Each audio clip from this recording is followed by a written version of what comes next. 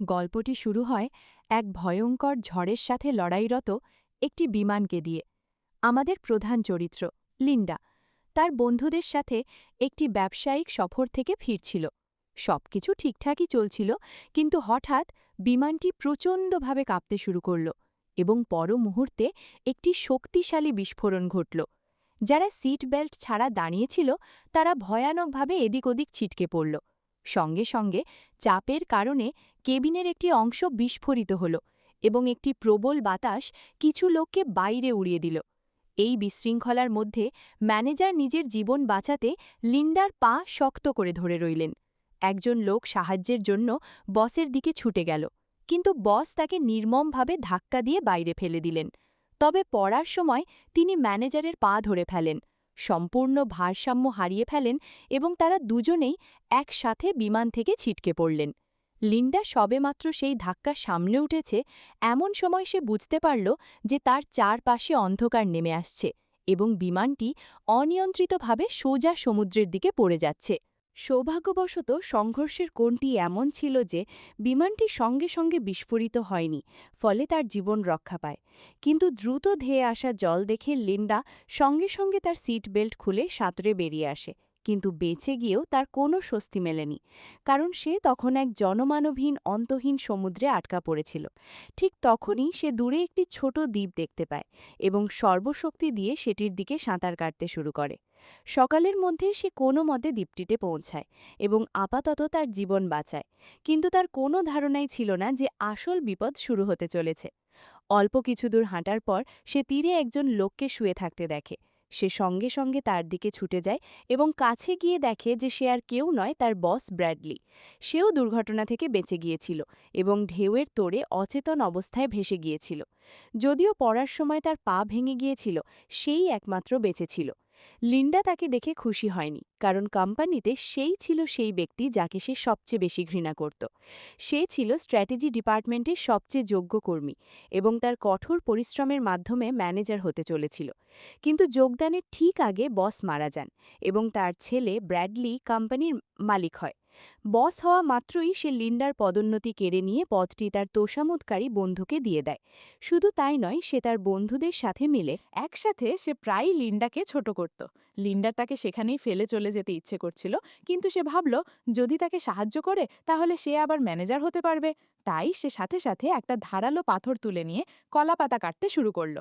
তারপর গাছটাকে অবলম্বন করে সে একটা কাঠামো তৈরি করলো এবং লতা দিয়ে পাতা ও ডালপালা বেঁধে একটা ছোট কুঁড়ে ঘর বানালো।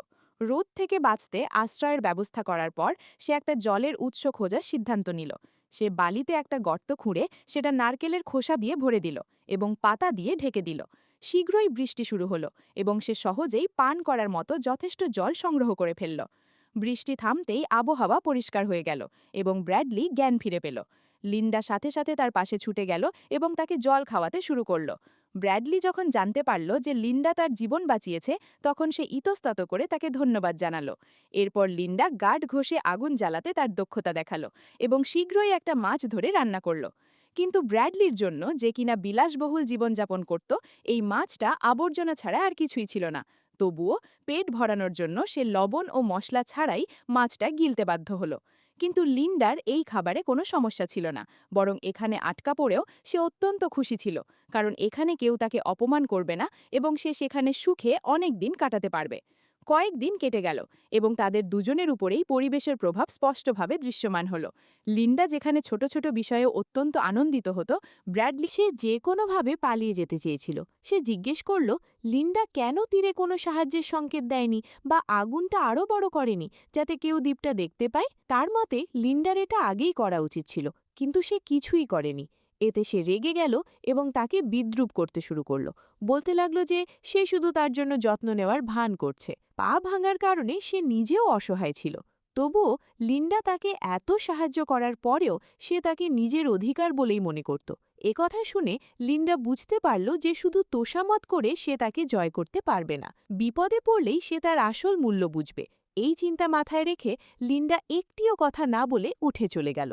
প্রথমে ব্র্যাডলি তার এই আচরণের জন্য তাকে বিদ্রূপ করতে থাকল, কিন্তু শীঘ্রই সে বুঝতে শুরু করল যে সে কত বড় ভুল করেছে। তবুও সে অহংকারী হয়ে লিন্ডার নিজের ফিরে আসার অপেক্ষায় রইল। পুরো একটা দিন কেটে গেল এবং অবশেষে তার অহংকার ভেঙে পড়তে শুরু করল। কিন্তু রাত হয়ে গেলেও লিন্ডা ফেরেনি। সারা রাত ধরে এক প্রচণ্ড ঝড় বয়ে গেল এবং অল্প সময়ের মধ্যেই লিন্ডার বানানো কুঁড়ে ঘরটাও উড়ে গেল। পরের দিন প্রখর রোদ পরিস্থিতি আরও খারাপ করে দিল। প্রচণ্ড গরমে পানিশূন্যতায় ব্র্যাডলি জ্ঞান হারাল। লিন্ডা তাকে যথেষ্ট জ্বালাতন করার পর জল নিয়ে ফিরে এলো। তাকে দেখে ব্র্যাডলি এক মুহূর্তও না ভেবে দ্রুত জল পান করতে লাগল। সে এখন বুঝতে পারল যে সে পুরোপুরি লিন্ডার উপর নির্ভরশীল এবং তার উপর নিজের কর্তৃত্ব জাহির করতে পারবে না। কিন্তু তারপর তার চোখ পড়ল সেই বর্ষাটির ওপর, যা লিন্ডা ভয়ঙ্কর বুনো শুয়োর শিকার করার জন্য ব্যবহার করতে যাচ্ছিল। সে জানত যে শুয়োরটি অত্যন্ত বিপজ্জনক, তাই সে লিন্ডাকে জঙ্গলে যেতে বারণ করেছিল, কারণ লিন্ডার কিছু হলে তার নিজের জীবনও বিপদে পড়বে।